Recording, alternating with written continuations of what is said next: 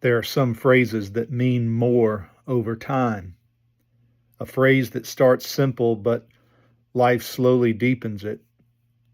Our guide today, my friend Nathan, has a saying for his charter business: I'd hold on. Originally, it was about moments like this: the drag screaming, the rod bent over, a big striper pulling hard. Well, the boat keeps moving. But somewhere along the way, the phrase started meaning something more. Because the truth is, all three of us in this boat know something about trying to hold on.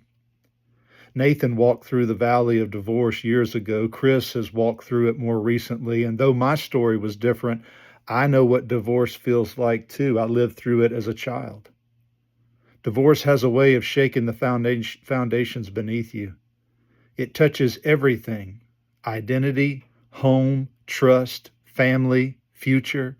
And sometimes life can feel a lot like fighting a strong fish in deep water, trying to keep your footing while everything keeps pulling.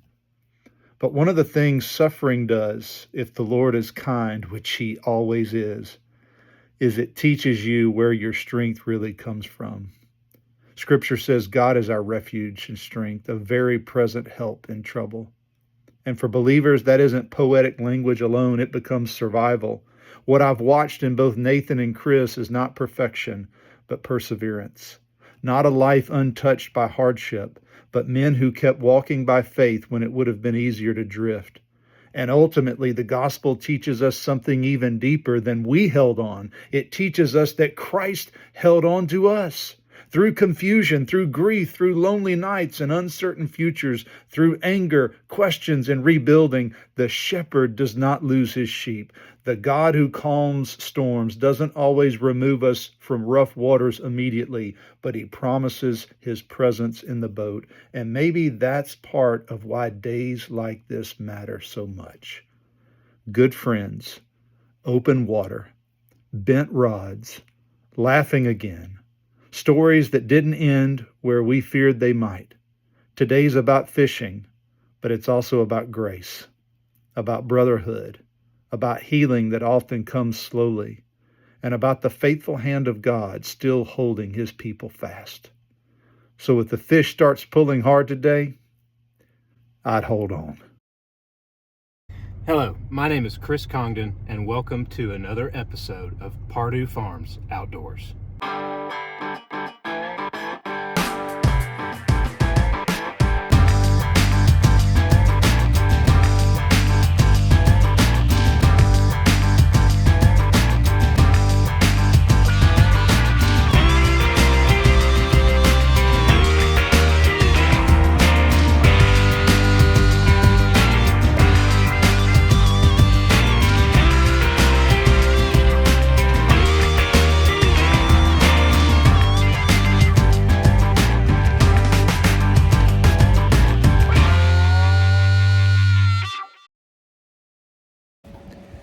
Well, folks, it's May, and we've made the transition over to fishing.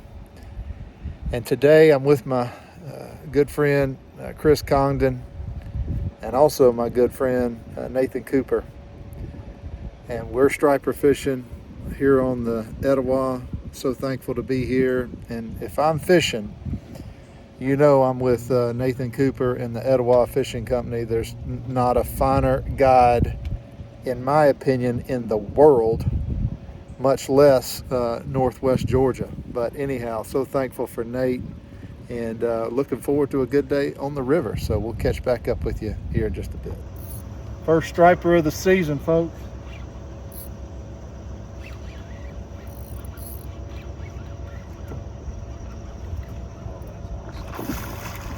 Love that sound.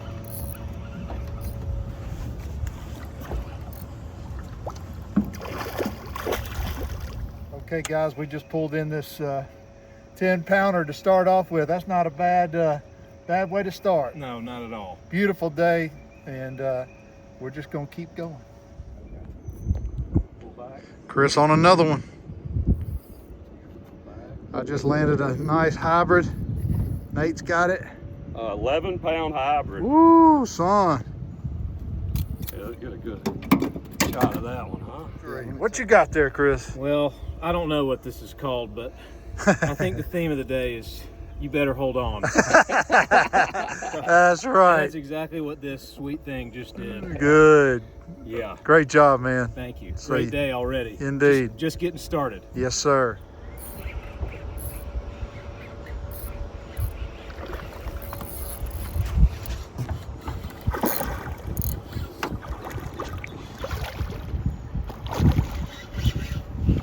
Well, folks, we've been fishing about 3 hours now and been pulling in some fish. I just pulled in a nice striper. Chris has been catching them. It's been a great day on the river so far. Sun's starting to get behind these trees, getting real pretty. We're just ready for Chris to land that big boy. All right, folks, we got a nice fish on. Looks like it's in a tree, but I think the good Lord's gonna get this thing out of it. Okay. Oh man, just landed about a 15, 16 pounder. Took us to the trees, but we took our time. We got her out of the trees, got her landed. Boom, baby. My man Chris got his first big striper. Yes, sir. Yep.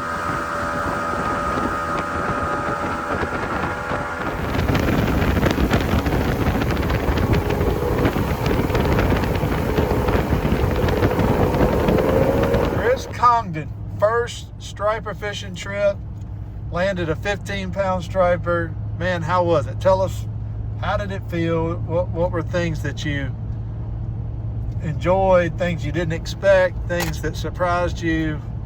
Yeah. All of it. Tell us. The trip was a 10 out of 10, starting with Captain Nate's NASCAR driving on the water. The speed that we took off at made me realize it was time to buckle up and get ready because a show was about to happen. And that's exactly what happened. I have never fished striper, so I didn't really know what to expect. It exceeded all expectations of any other fishing that I've done. It was so much fun to do it with two great guys. I had a good day, but that was the best part of the day. I would do it again in a heartbeat. So thankful that I got to do it with you. Likewise, brother. Yeah, it was a great trip. Well, we've shared some valley moments and we've shared some mountaintops, and today was a mountaintop. Oh, today was a peak. Yes. Today was a peak. Yeah.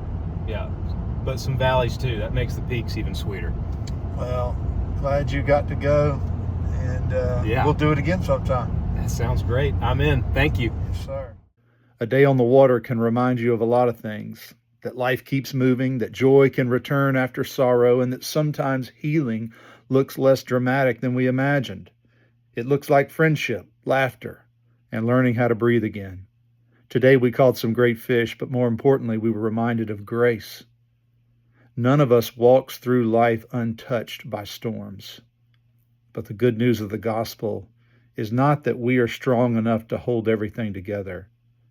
It's that Christ is faithful to hold his people fast. And sometimes he gives us days like this along the way. Thanks for riding along with us, and until next time, I'd hold on.